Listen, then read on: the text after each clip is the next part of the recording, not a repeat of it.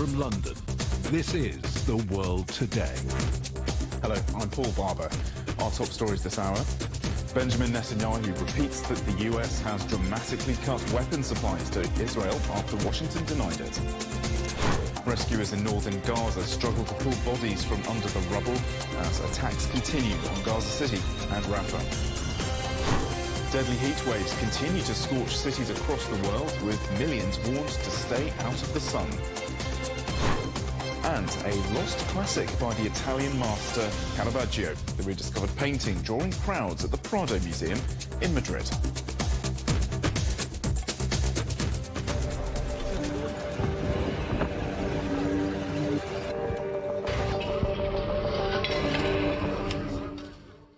Benjamin Netanyahu has once again said that the United States is withholding weapons from Israel just days after a denial by the White House. Netanyahu says there's been a dramatic drop in American arms supplies. It comes as the country's defense minister, Yoav Gallant, heads to Washington for high-level talks. Weapons and Israel's growing conflict with Hezbollah are likely to be discussed. Gallant says the talks with the US officials are critical for the future of the war. Our correspondent, Jonathan Regev, is in Tel Aviv. I think that Gallant is opposed to Netanyahu will show a very sympathetic stance towards the United States, expressing the importance of this bond between the United States and Israel, something that is quite contradictory to the things that Netanyahu said in recent days. True, yes, Netanyahu has time and time again said how much the relations with the United States are important and how much the United States has helped Israel since this war began, but also said already in two different occasions that the U.S. has been withholding some weapon shipments to Israel. I don't think we will hear the same rhetoric from Gallant, especially as he travels to Washington. Gallant will probably express the gratitude that Israel owes to the United States. Gallant also, as the defense minister, understands very well how big the importance of the United States would be if a war really erupts on the northern border with Lebanon. This is a war that in which Israel will need all the assistance it can get in terms of ammunition, of shipments, and of course those shipments will come mainly from the United States, and Israel would want to make sure that the U.S. is there by its side completely in case that a war in the Lebanon border actually erupts. And Jonathan, what more has Benjamin Netanyahu said in the weekly cabinet meeting? This morning in the cabinet meeting, Netanyahu said again pretty much similar things to that controversial video of his last week. He said that while the United States has been standing right by Israel, he also said that in the past 4 months there has been sort of a slowdown in the shipments from the United States to Israel, and once again raising anger both in Washington and also within Israel and parts of the Israeli political spectrum, saying that Netanyahu is doing basically the worst thing that can be done at this time, deteriorating relations with the United States at a time in which Israel is in a war on one front and could very well be in a war in another front, even a more difficult front. In this time, Israel needs the United States more than any other time, both diplomatically, surely when it comes to ammunition shipments. At a time like this, expressing so much criticism towards the United States, many in Israel are opposing that. Netanyahu, on the other hand, he's saying that he is well aware that he will be criticized for his move, but according to him, he does that because this is the most important thing to do for the best of the state of Israel. Of course, a lot of criticism, as mentioned, on these comments both in the U.S. and in Israel. That was Jonathan Regev in Tel Aviv. Well, Israeli forces have continued to strike targets in Gaza, including Rafah in the south and Gaza City in the north. Rescuers in northern Gaza are still trying to reach some people buried under the rubble a day after Israeli strikes killed at least 39 Palestinians. Well, we were hoping to speak to our Gaza correspondent, Akram al-Satari, in Khan Yunis, but for technical reasons that isn't possible in this bulletin, but we will connect with him in the coming hours. In other news, Poland's President Andrzej Duda has arrived in China for a 4-day state visit. He was welcomed by Vice Foreign Minister Deng Li. Duda will hold talks with President Xi Jinping in Beijing on Monday, with deepening trade ties expected to be discussed. This year marks the 75th anniversary of the establishment of diplomatic relations between the two countries. Our correspondent, Johannes Pleshberger, joins us now from Warsaw, the Polish capital. So, Johannes, clearly trade will take centre stage during the talks between President Xi and President Duda on Monday.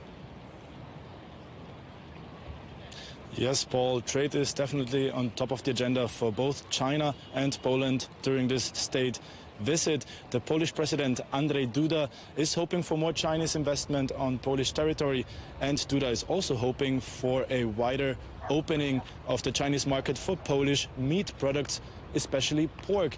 Because Poland is importing lots of goods from China. China is Poland's second largest source of imports after Germany, but Poland isn't exporting a lot of goods. So there's a huge trade deficit going on, which might be part of these discussions, not just in Beijing, but also on Tuesday in the Chinese city of Dalian, where the Polish president will attend the World Economic Forum, and the day after in Shanghai, where he will attend the Chinese-Polish Economic Forum.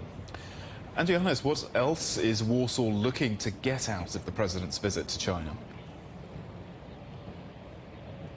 Well, another big topic on the agenda is security. Poland is having security issues at its border with Belarus, and it's hoping that, because at this border, according to the Polish government, Belarus is deliberately pushing migrants across the border to Poland and causing security concerns. Now, Poland is hoping that China will use its superpower in the world and its influence on countries like Belarus to help Poland out, solve this issue. Another big security concern for Poland is the ongoing conflict in Ukraine, which borders to Poland. Now, this not only has causes security issues in Poland, but also has economic consequences, because China's Belt and Road Initiative has two routes reaching Poland, one through Ukraine and the other through Belarus. Now, one of these Belt and Road Initiative trade routes has been disrupted due to the war in Ukraine. The other one through Belarus is restricted, according to the Polish government, because of these border migrant issues. According to Beijing, Beijing hopes that it can enhance cooperation with Central European countries like Poland and enhance also cooperation regarding the Belt and Road Initiative. So both parties do seek to improve these Belt and Road Initiative routes. And according to President Andrzej Duda, relations with China have been positive. They are positive, and he hopes they will stay that way. But he would like to see a little bit more balance regarding trade. Okay, good to see you. Thank you very much indeed, Johannes. Johannes Pleshberger there reporting for us from Warsaw. Well, China and the European Union have agreed to launch talks over a plan by Brussels for tariffs on Chinese electric vehicles. Germany's economy minister, Robert Habeck, who's in Beijing, confirmed that concrete negotiations would take place. Our Berlin correspondent, Peter Oliver, has the latest.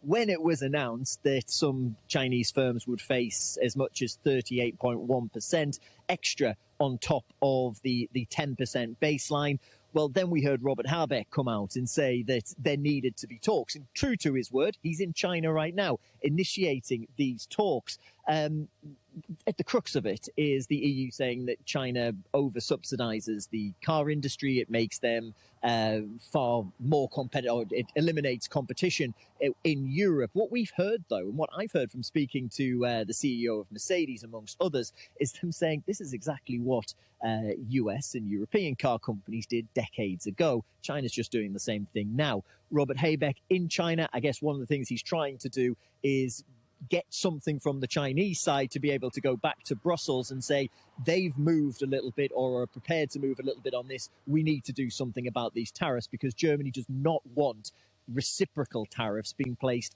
on German-manufactured cars being exported to China. It's a huge market for German cars. Put it this way, I know a little bit of information that Porsche are set to manufacture a brand new fully electric SUV in their Leipzig factory, not too far down the road from where I'm speaking to you from. That is completely designed to be for the US and Chinese market. An extra tariff placed on cars manufactured here going to China, well, that would throw a major German brand like Porsche's business plan out of the window.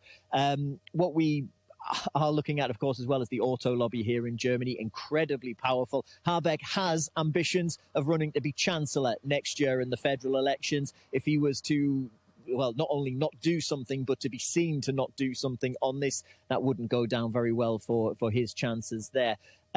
What we are going to see, though, is an EU vote. Member states will have to vote on these tariffs. I'm expecting that around November time. At the moment, it looks like Germany, Hungary, Ireland and Sweden would vote against.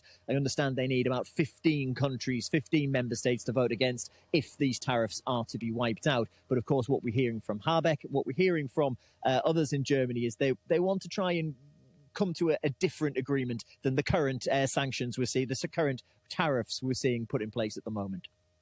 Peter Oliver in Berlin. You're watching CGTN. Still ahead. How extreme heat affects the human body and what countries can do about it.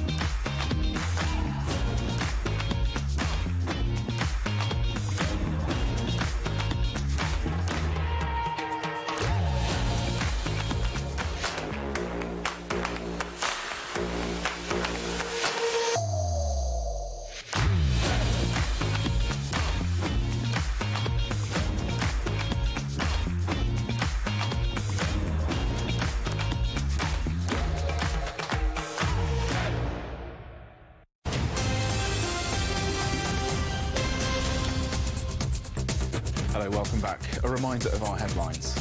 Benjamin Netanyahu repeats that the US has dramatically cut weapons supplies to Israel after Washington denied it. While rescuers in northern Gaza struggle to pull bodies from under the rubble as attacks continue on Gaza City and Rafah.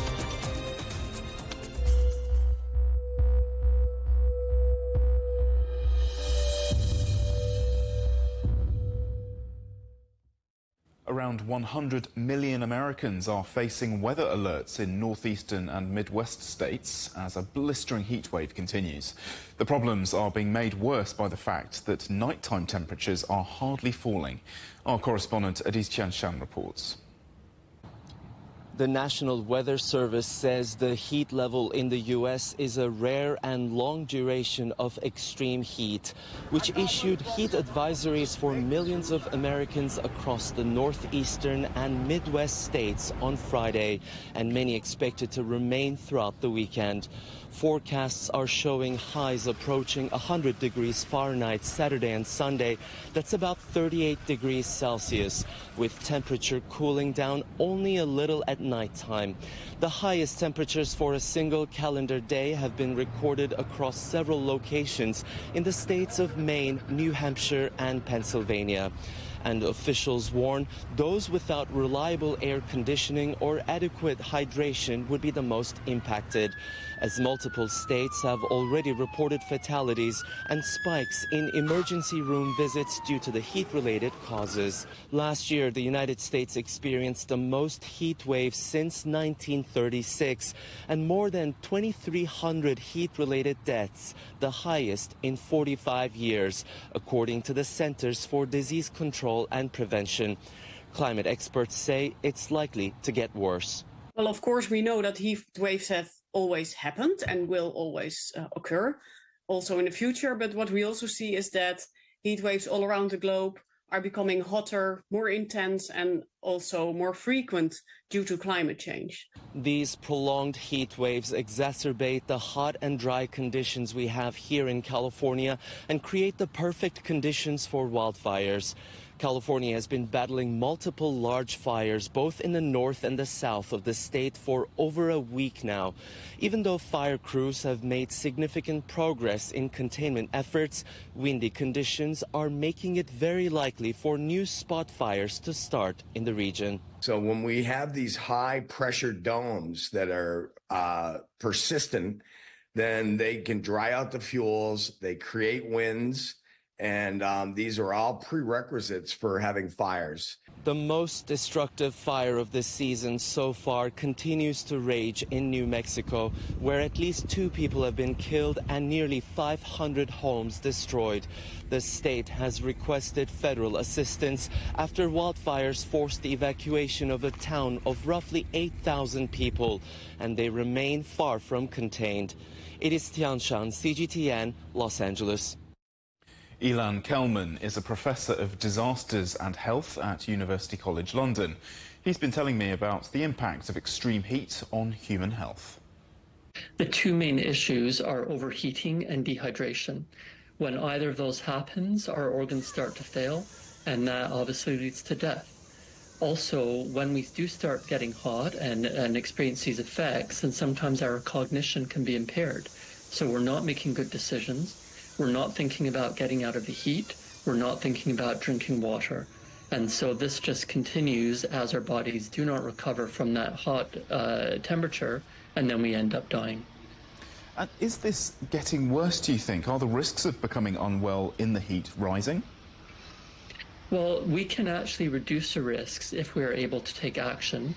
What we do know is that because of human-caused climate change, we do expect the heat waves to get longer, more intense, hotter, and depending on the definition, definitely more frequent.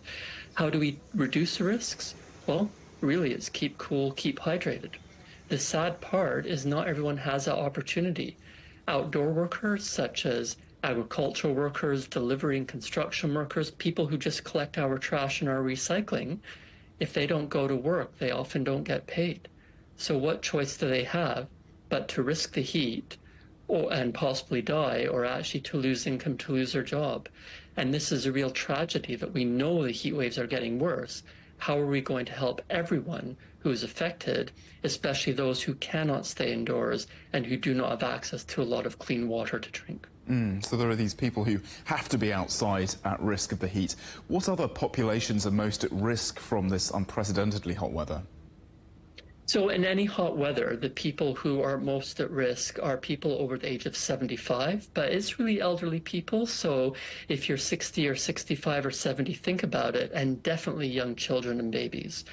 As well, certain medications, particularly for mental health conditions like dementia and schizophrenia, they can actually have less effectiveness when the air temperature gets hotter and then our body temperature rises. And also people who have some pre-existing physical health conditions, heart conditions, lung conditions, their bodies simply cannot adapt. People who are less mobile will heat up quicker.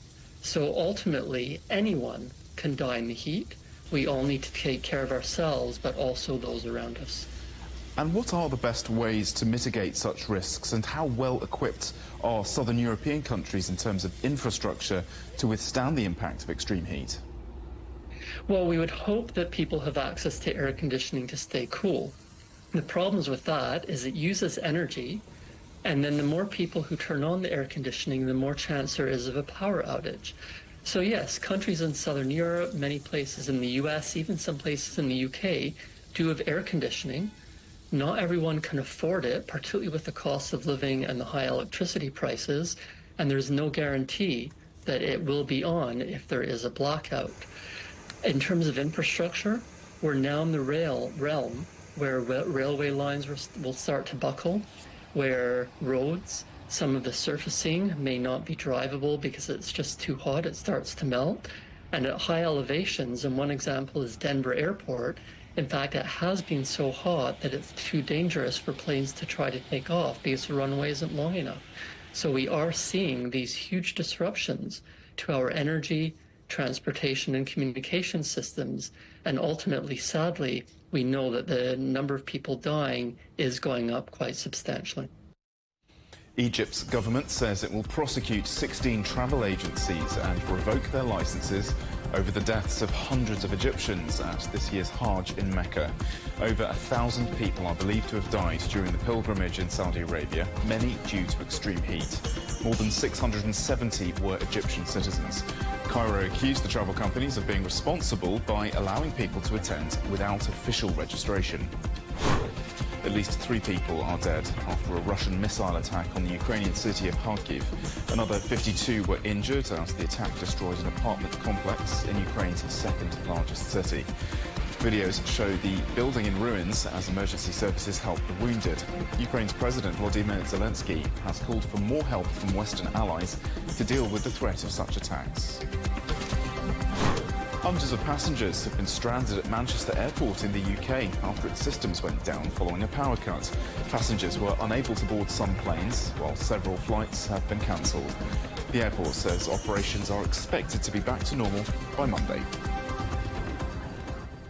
Now, a long-lost painting by the artist Caravaggio has now been put on display in Madrid after being identified at an auction.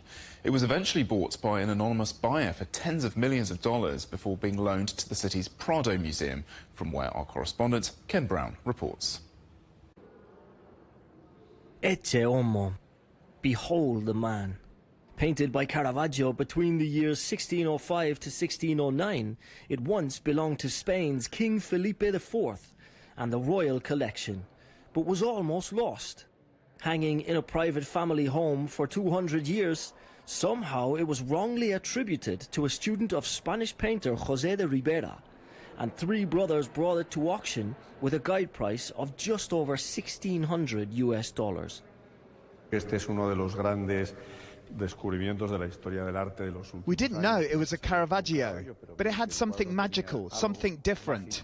We spoke with the Ministry of Culture and said, please, this painting cannot leave Spain. That caused some controversy. The auction was stopped. The painting studied for 3 years, and eventually it was confirmed to be a Caravaggio.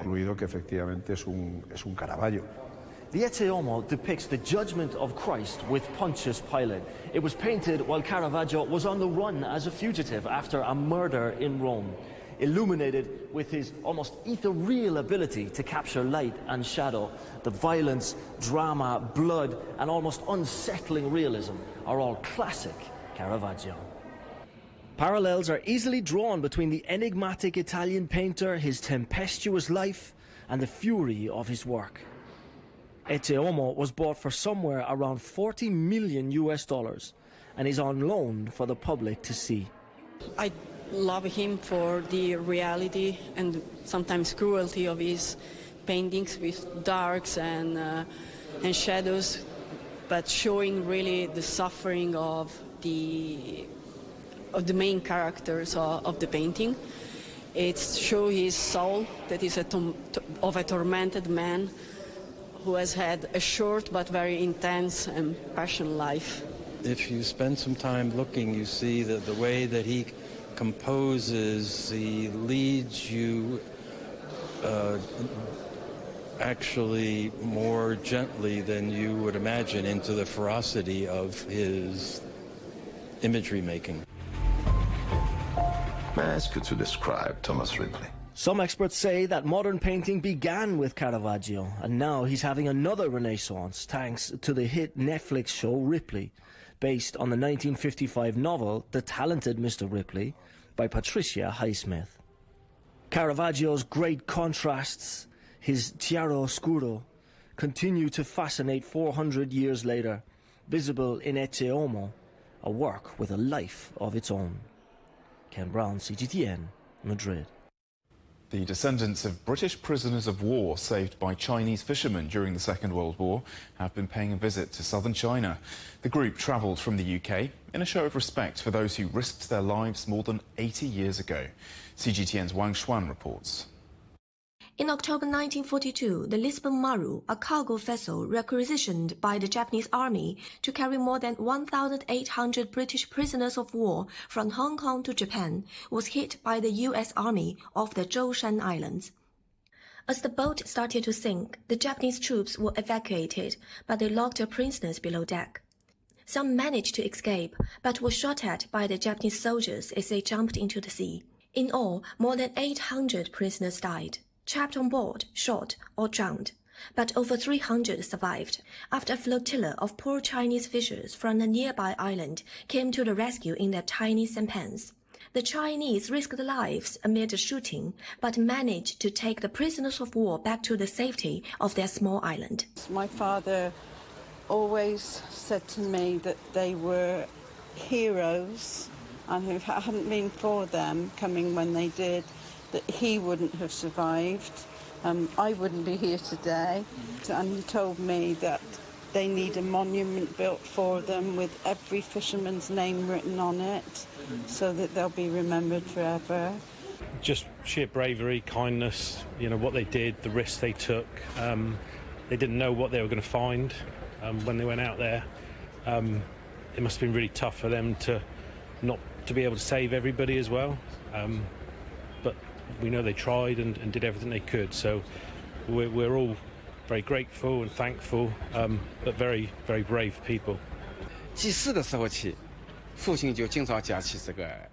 For as long as I can remember, my father often told me about the great rescue they took part in at sea. My father said he saved 8 people. The friendship between my father and theirs has deepened through our exchanges today, and we have experienced the kind of life and death love that our fathers had at the time. While those who survived the Lisbon Maru incident have passed away, along with the Chinese fishers who rescued them, today their story lives on. On June 14th, The Sinking of the Lisbon Maru, a new documentary, made its global premiere. It took around 8 years to finish as the production team interviewed more than 110 families of the British prisoners. Wang Xuan in Zhejiang Province for CGTN. And that is The World Today. Thanks for watching. There's more news at the top of the hour. Coming up next, it's Razor. For now, from the London team, bye-bye.